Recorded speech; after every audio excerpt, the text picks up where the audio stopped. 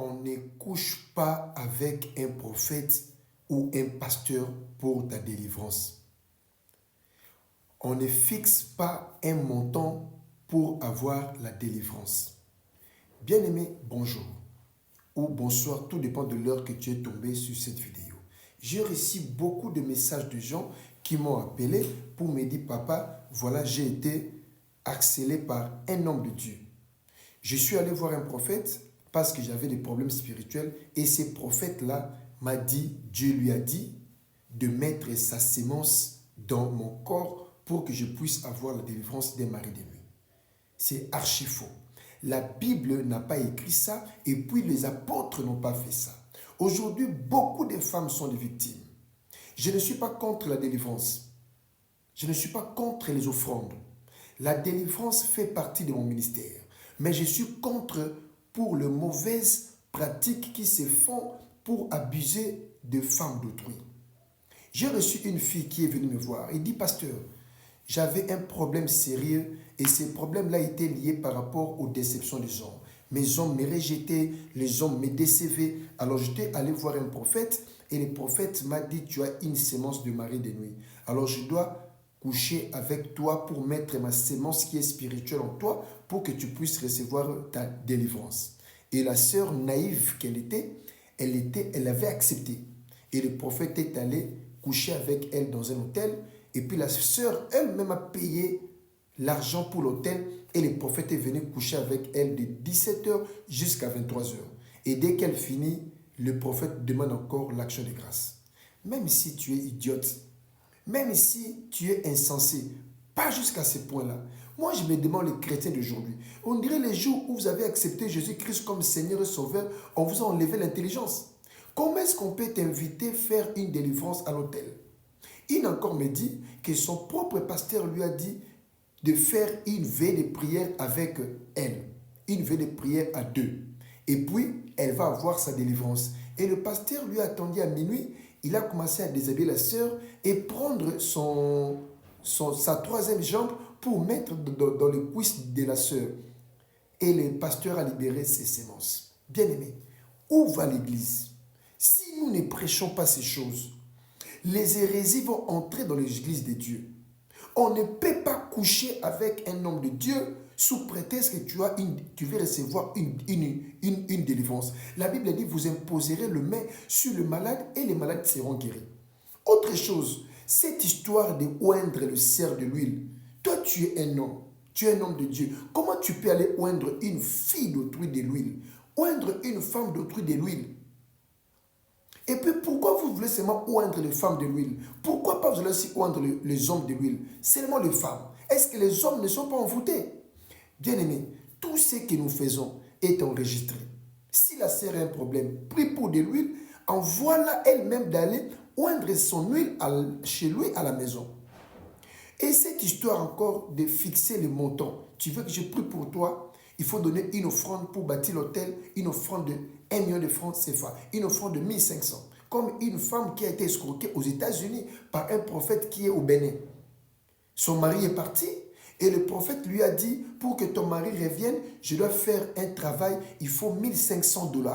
La femme, soucieuse qu'elle était pour récupérer son mari, elle a prêté 1500 $, elle a envoyé au prophète. Dès que le prophète perçoit l'argent, le prophète bloque la femme. Et il n'a jamais prié pour la femme. Mes enfants, mes filles, écoutez-moi très bien. Je suis un homme de Dieu. J'aime la délivrance. J'aime les offrandes. Parce qu'avec les offrandes, ça bâtit le ministère. Avec les offrandes, ça m'achète une belle chemise. Avec les offrandes, je peux payer ma maison. Avec les offrandes, je travaille à l'hôtel et je dois manger à l'hôtel. Mais pas en fixant un prix. Dis-moi, quand tu demandes 1500 €, est-ce que c'est le Saint-Esprit qui t'a donné cette somme-là? Ouvrez les oreilles. Écoutez-moi bien. Ouvrez les yeux. Soyez vigilants. L'Église est infiltrée. L'apôtre Paul dit dans Actes chapitre 20, il dit, après moi, ils se glisseront parmi nous, les faux prophètes. Des faux prophètes qui n'auront aucune pitié pour ces brebis. Qui n'auront aucune pitié pour les brebis de Dieu. Ces gens sont très méchants. Ces gens sont très violents. Ils n'ont aucune pitié pour vous. Ces gens sont venus pour détruire les brebis. Ils ne sont pas les bergers qui prennent soin des brebis, mais plutôt ils sont des loups cruels. Parce que Paul, dans Acte 20, il s'élèvera les loups cruels, les loups ravisseurs, qui n'auront aucune pitié. Combien de femmes sont abusées, même les femmes mariées? Combien de femmes qui sont abusées? Une m'a appelé, papa, j'étais allé voir mon prophète, il n'a pas une église à la maison. Et le prophète, en arrivant là-bas, le prophète a couché avec moi. Et après, le prophète me demande pardon. Pardon, Père, enlevé. Si vous voulez tomber, tombez seul. Arrêtez de mettre le nom de Jésus-Christ dans vos péchés. Si tu veux tomber, prophète, tombe seul. Mets le nom de Jésus à part dans ton péché. Comment tu peux tomber en citant le nom de Jésus? Oh, Dieu m'a dit de coucher avec toi. Dieu m'a dit de mettre ma sémence dans toi. Mes enfants, faites très attention avec ces loups ravisseurs. Ces loups cruels. On ne fixe pas un montant pour une offrande. On ne fixe pas un montant pour une délivrance. On ne fixe pas un montant pour bâtir un hôtel. Autre chose, on ne fait pas la délivrance en couchant avec les prophètes. On ne fait pas la délivrance dans un hôtel. On ne fait pas la délivrance en te oignant de l'huile. Le prophète t'appelle dans son bureau pour te déshabiller, pour te oindre de l'huile. Si tu es là, tu me suis, et que tu es déjà tombé avec ce genre de prophète, tu es déjà tombé avec ce genre de prophétie, je t'en supplie, il te faut chercher une délivrance. Parce que beaucoup de marabouts se sont déguisés en prophètes. Beaucoup de marabouts n'ont plus de clients. Ils se sont glissés dans l'église de Jésus-Christ pour faire des victimes. Alors, le plus de victimes, ce sont des femmes. Alors, pourquoi la femme a toujours été visée? La femme est la cible potentielle et numéro 1 du diable. Depuis le jardin, le serpent, le diable, avait attaqué la femme. Voilà pourquoi Dieu dit dans le livre d'Apocalypse, « Je mettrai une inimitié entre toi et la femme, entre ta descendance et ta descendance. Celle-ci t'écrasera la tête et toi, tu vas le mordre au talon. » Il est temps. Il est temps, attention, attention aux faux prophètes. Ils se sont levés. Et beaucoup sont sur TikTok qui font des lives. Beaucoup sont sur TikTok dès que tu veux, même une prière que tu as des maux de tête, ils te demandent de bâtir l'hôtel. Alors ils te demandent, donne-moi 500 €, donne-moi 2000 €, donne-moi 3000 €. L'offrande n'a pas de prix. Je suis pour l'offrande.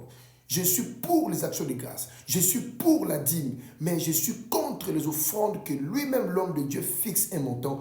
Là, ce sont des faux prophètes. Attention.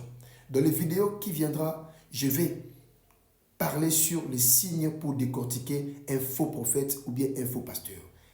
Une personne avertie en vaut deux. Aidez-moi à partager cette vidéo à plus de 150 personnes pour sauver des vies innocentes. Si toi aussi tu étais victime d'un prophète qui a couché avec toi, qui t'a demandé 2000, 3000 €, écrivez-moi en commentaire. On va prier pour vous et on va dénoncer ces genres de fausses pratiques. Que Dieu vous bénisse abondamment. Amen.